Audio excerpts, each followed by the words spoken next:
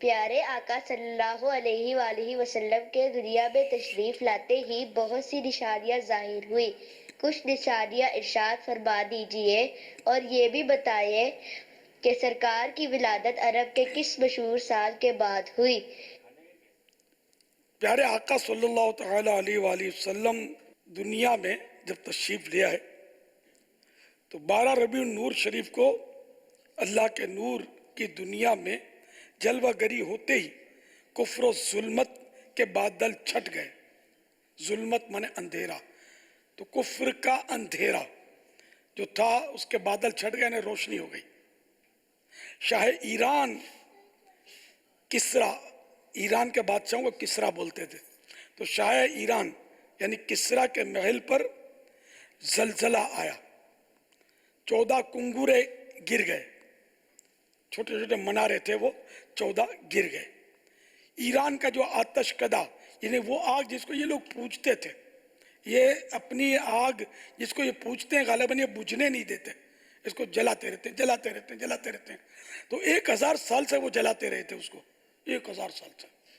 تو ایران کا جو آتش کدا جس میں آگ جلتی تھی، اور جس کو یہ پوجا کرتے تھے آتش پرست، جس کو پارسی بولتے ہیں، یہ ایک کافروں کا ایک گروہ ہے، نان مسلم ہے. تو ایران کا جو آتش کدا 1000 سال سے شعلہ زن تھا، یعنی اس سے شعلے اٹھ رہے تھے آگ کے، وہ بجھ گیا. دریائے ساوا خشک ہو گیا.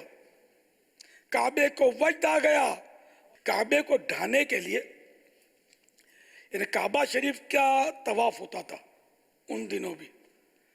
تو ابرہا جو کہ یمن کا بادشاہ تھا، اس کو حسد پیدا ہوا کہ سب لوگ اتنا سفر کر کے کعبے کا طواف کرنے جاتے ہیں، تو ان کو چاہیے کہ میرے یہاں میرے محل کا، یا اس نے کوئی شاید عمارت بنائی، اس کا طواف ہونا چاہیے. لیکن اب اس کا کون کرے؟ تو اس نے یہ طے کیا گیا یہ کعبے کو ہی معاذ اللہ ختم کر دیا جائے، ڈھا دیا جائے، شہید کر دیا جائے. اس نیت سے یہ لشکر لے کر چلے، ہاتھیوں کا لشکر، بڑے بڑے ہاتھیوں پر بیٹھ کر یہ چلے.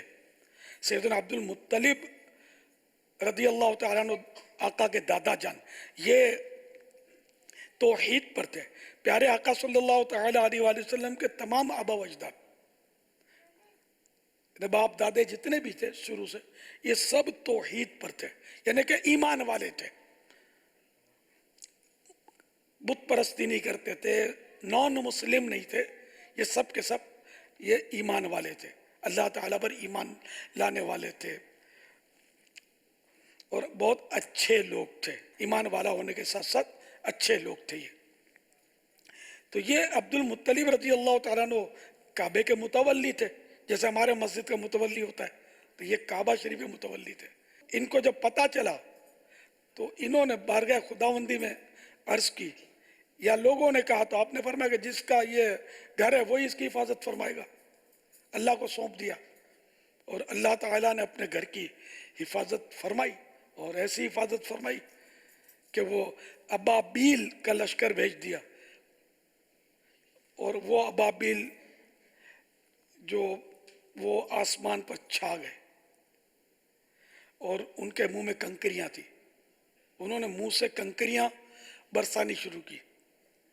جنہوں نے وہ بلیٹ ہوتی ہے نا بندوق کی گولی، اس سے بھی زیادہ مضبوط کام کیا، اور جس پر گرتی اس کے سر سے آر پار گزر جاتی نیچے تک.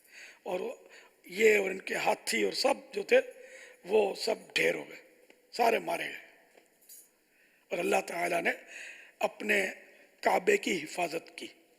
تو یہ ہاتھی کو بولتے ہیں فیل، عام مانے سال، ایئر.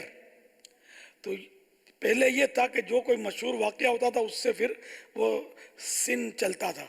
تو اب یہ چونکہ یہ بہت واقعہ حیرت انگیز تھا، اس کو شہرت بھی ملی، تو اس واقعے سے وہ عام الفیل یعنی ہاتھی کا سال کہلایا، ہاتھیوں کا سال. تو اس عام الفیل سے چلتے چلتے بعد میں وہ ہجری سین آیا. سرکار صلی اللہ تعالی علیہ وآلہ وسلم کا واقعہ یہ بھی کوئی کم نہیں ہے, یہ بھی بہت اس نے شہرت پکڑی اور یہ اب تک مشہور ہے, قیامت تک مشہور رہے گا. عام الفیل کا تو اتنی میں وضاحت نہ کرتا تو شاید بہت ساروں کو پتہ نہیں ہوگا کہ یہ کیا ہے. عام الفیل کے واقعے کے 55 ڈیز کے بعد پیارے آقا صلی اللہ تعالی علیہ وآلہ وسلم کی ولادت ہوئی. صلو علی الحبیب صلی اللہ صلی اللہ تعالی تعالی علی محمد. علی محمد.